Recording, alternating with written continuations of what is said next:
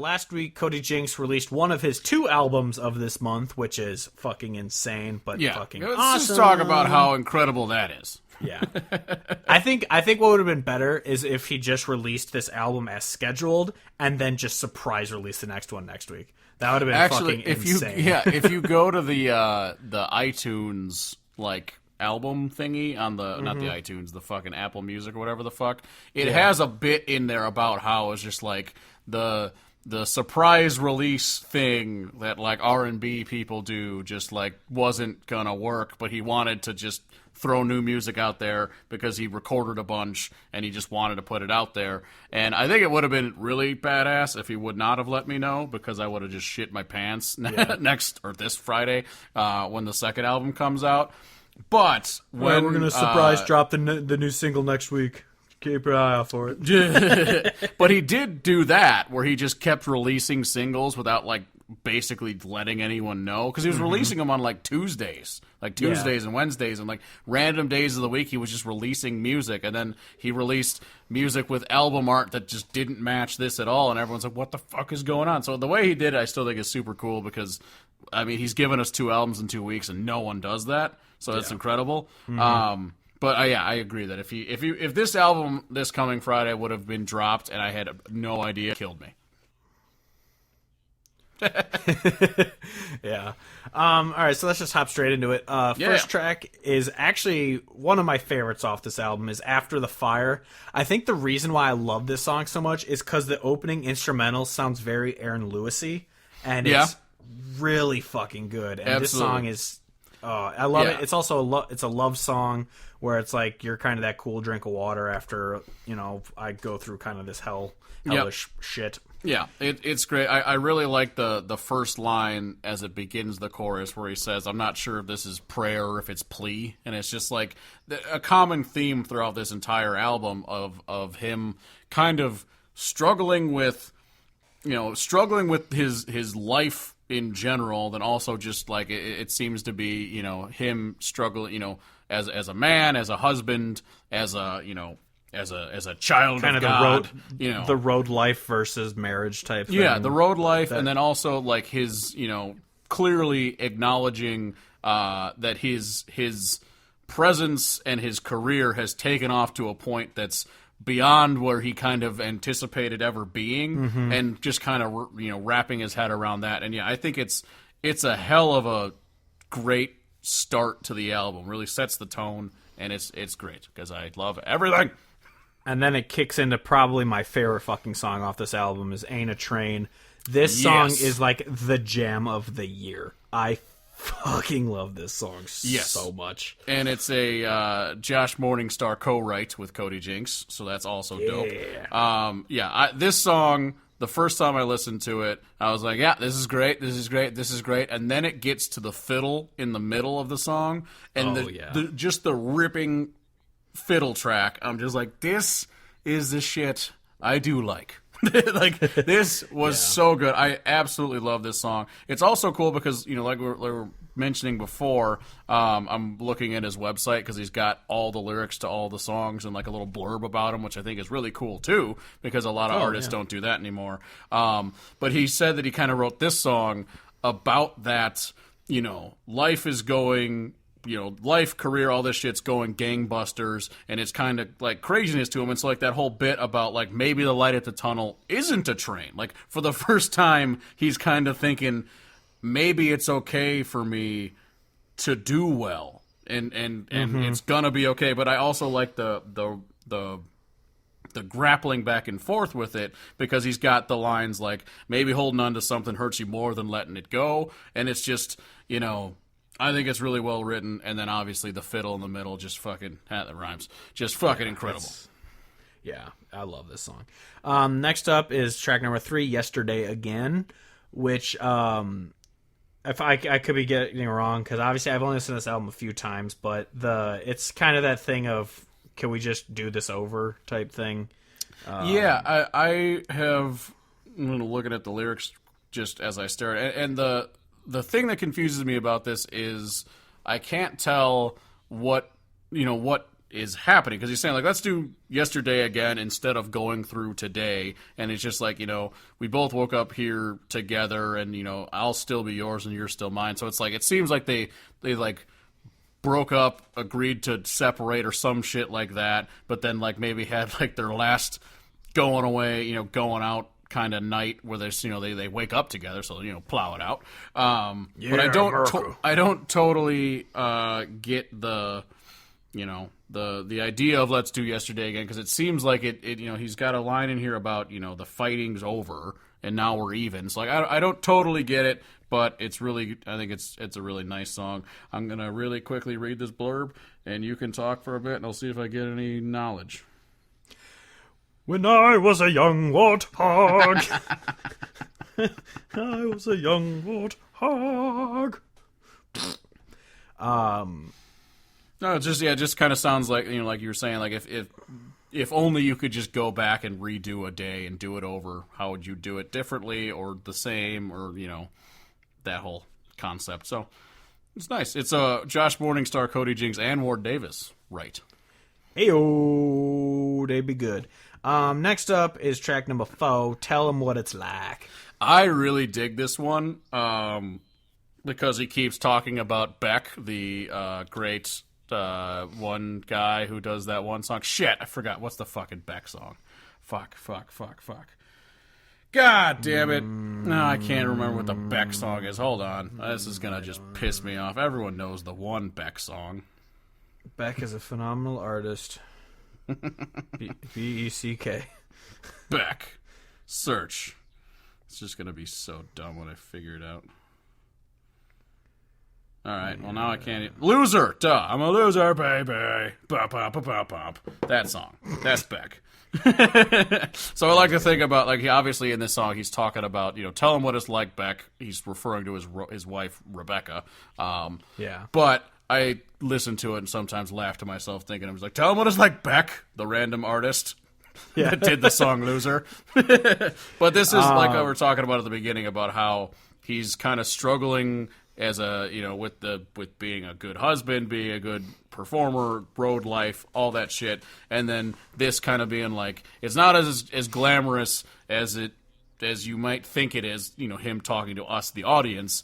And he's just like, well, tell him what it's like, Beck. Tell him how it is when I'm like fucked up and I'm, on the floor and all that shit. I think it's a really nice vulnerability to it. Yeah, tell him what it's like to be with a guy like me type. It's a really cool track in that sense. Next up is number 5, Think Like You Think. This one is like just fucking country as shit. Oh yeah. I just do like the lyric of how can you think like you think when you turn around and drink like you drink. Yeah, it's so it seems, I mean, there's probably a lot of people who can't relate to that idea, but I think it's a really powerful thing of kind of having this, having demons, having a bit of a double, not really a double standard in certain sense, but the idea of like, how can you try to be a role model for our kids and say all this stuff about, being a good, Christian and all this other stuff, and then just turn around and drink like you do. And it's just a really interesting, basically like being confronted by his wife kind of situation, and also puts a little vulnerability out there. This song is, though, however, a song I had heard before because it's originally off of the Collector's Item CD from back in the day. So it's a re-recording. There you go. So it's great. Next up is number 6, William and Wanda.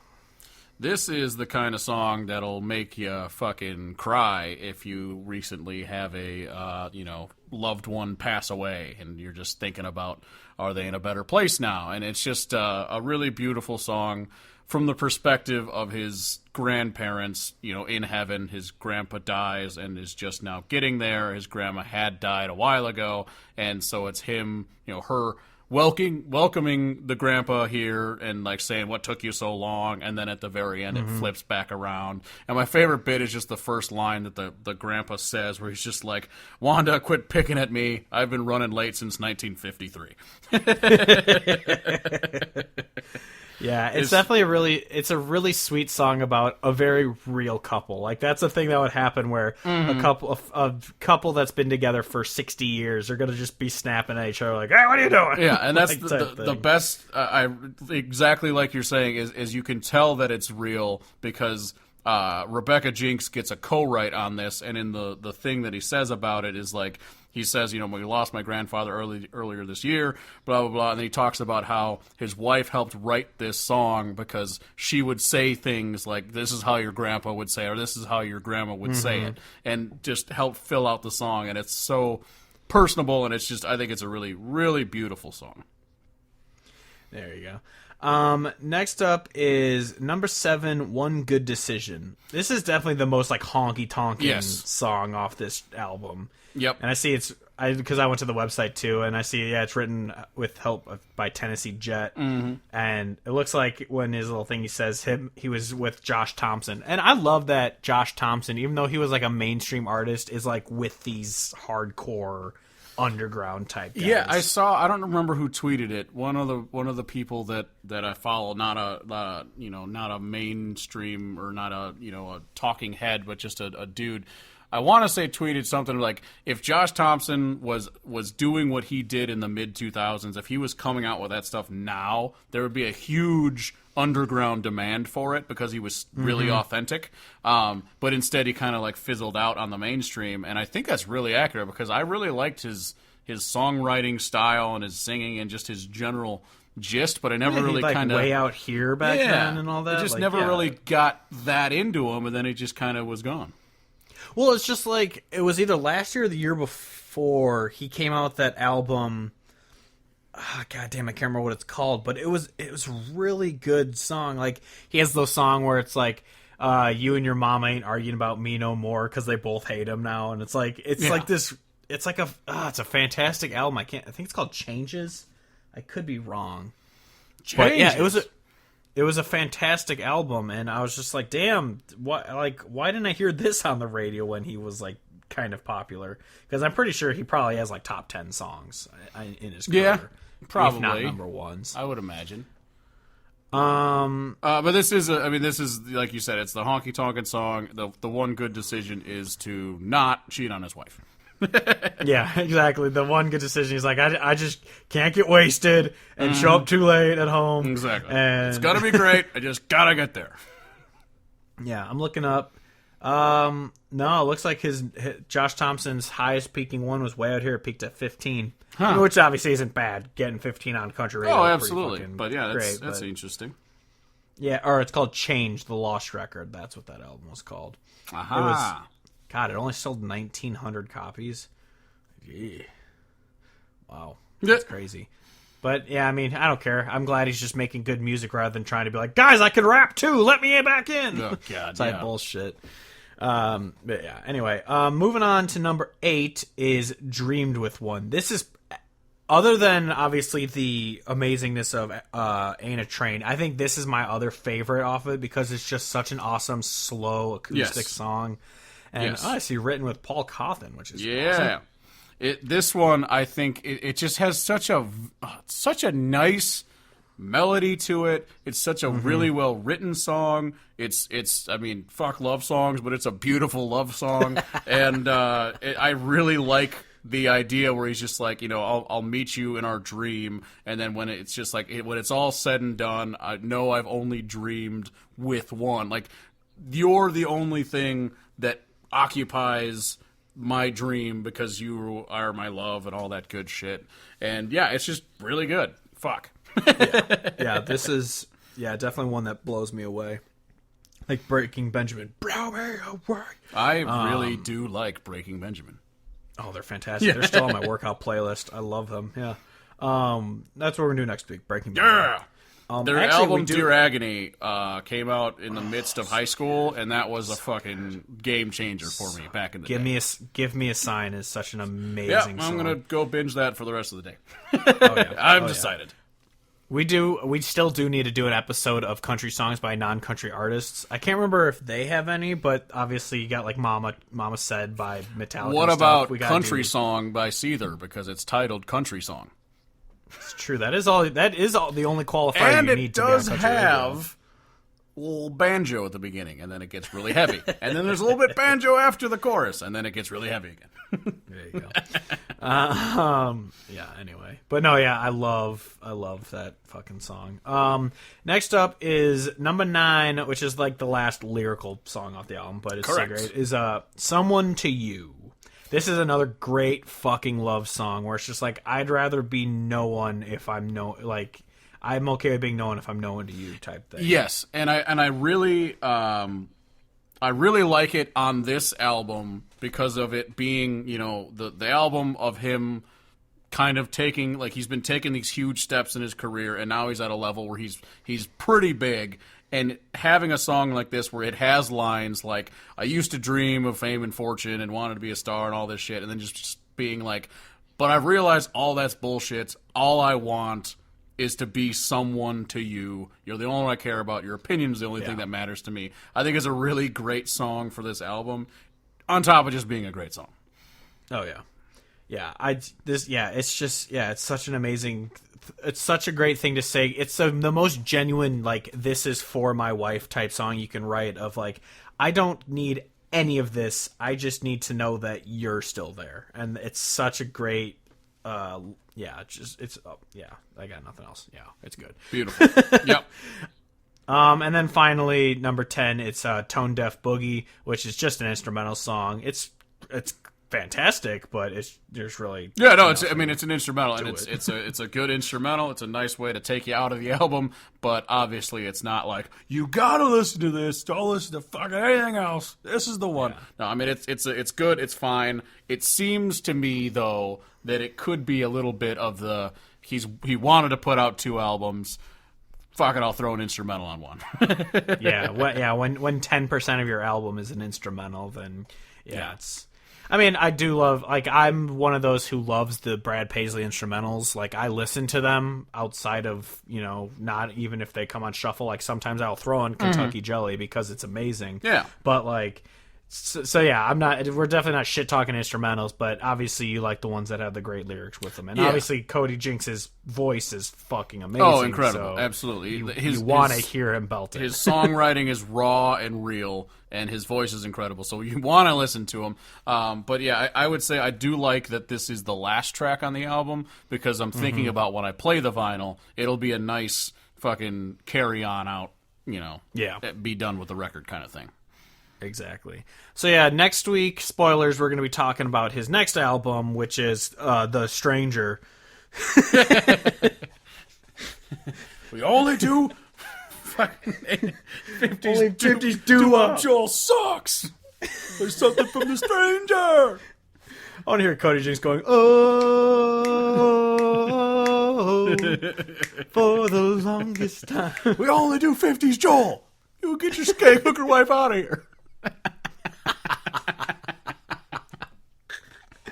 Anyway, yeah, so we're going to be talking about that next week. Obviously, these 2 will be on our Trucktober 2019 Best of Albums list because they're fucking amazing. And obviously, what we've heard so far from the next album, it's going to be just as great as this one. Yes. I'm really excited, obviously. Like, it's kind of a dumb thing to even say, but I'm very excited because, like this album, there are the songs that I've heard on the pre-release that I really like, and I know there's going to be at least one of those hidden bastards in there that I'm going to listen to be like, ah, ha, ha, ha, ha. Well, yeah, like I heard Aina Train before this one, but when I heard Someone to You and Dreamed with One, I was just like, whoa. I literally was listening to this. I was listening to it the Thursday night because I was like, I'm going to fucking stay up and listen to it. And I was listening to it, and, like, obviously, 50% of the songs in the first half are ones that I'd already heard before. Yeah. And then we got into the back half and got to both of those, and I was just laying there in bed like, yep, this is the shit. I knew it would come. Yes. Because, I mean, it's the same shit. Like, I think about the second half of Lifers. The first half is great, and it's upbeat, and it's just awesome. Kicks off with Holy Water. It's a fucking jam. I love Holy Water. But the way that the back half of Lifers goes and comes to a close with Headcase, one of my favorite back halves of an album. It really is. Oh, yeah. Yeah, it's so good. Yep, Cody Jinks is great. Obviously, with probably not too far in the future, we're probably going to do the rest of his discography as the vinyl collection thing, because It is a big chunk of my vinyl collection. yeah, exactly. So obviously this is a few months away, but we're going to do other hiatuses with this podcast just because we are very busy people and it's hard to find time all the time to do this. But I was thinking after our next little mini vacation and come back, we should just dedicate months to artists and just do different kind of things with them. I do like that a lot. I think there's a lot of room to just kind of talk about random shit because, like the way we started it, I like, and the idea of doing an artist every episode is a great idea, but we don't have the time to just listen for a week to all these different, new artists that we don't know already. That's kind of why we did the Cody Jinks today, is because the album just came out. We both listened to it. We both loved it. We both know Cody Jinks, so it's just easy to talk personally. about. Yeah, exactly. Well, technically, I met him. I got a picture. He's short. But yeah, I think there's a lot of room to do a lot of different things, and I like that. But like you said, yeah, we'll eventually do a hiatus again, probably in a couple months, like you said, but not the death of the podcast. We just need a break to fucking recharge and hopefully listen to a bunch of great music that we can then discuss vigorously. Oh, yes. Yes.